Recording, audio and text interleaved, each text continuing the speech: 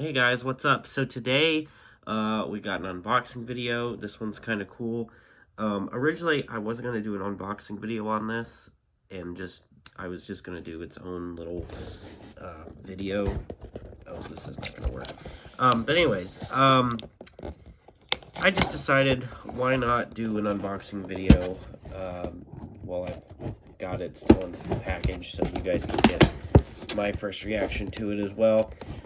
So this is something kind of cool, something I've been after for a while now, actually.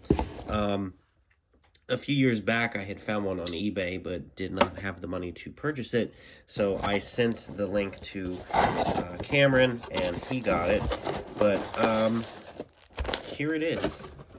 So it's obviously wrapped up in some good old bubble wrap, which, good for them.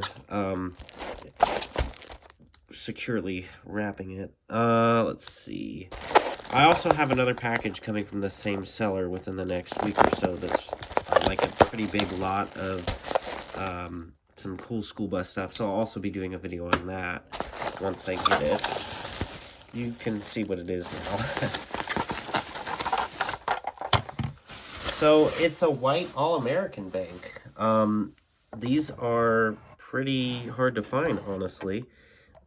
It's basically the same as the yellow one, it just happens to be white. Absolutely beautiful. It's in beautiful condition. I'm happy I finally got one of these.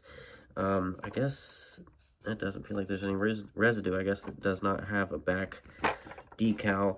But for the most part, it's the same. It says Bluebird up front in the bottom, and another big reason why I wanted this is because it had the Ohio bus sales sticker on the bottom of it, and that's up in Canton, so it came from an Ohio dealer. So yeah, but that's it for now. I will do a follow-up video on this, kind of comparing it with some of the other Bluebird bank models. So with that being said, thank you guys for watching. I hope you enjoyed this video. Let me know what you think, and yeah.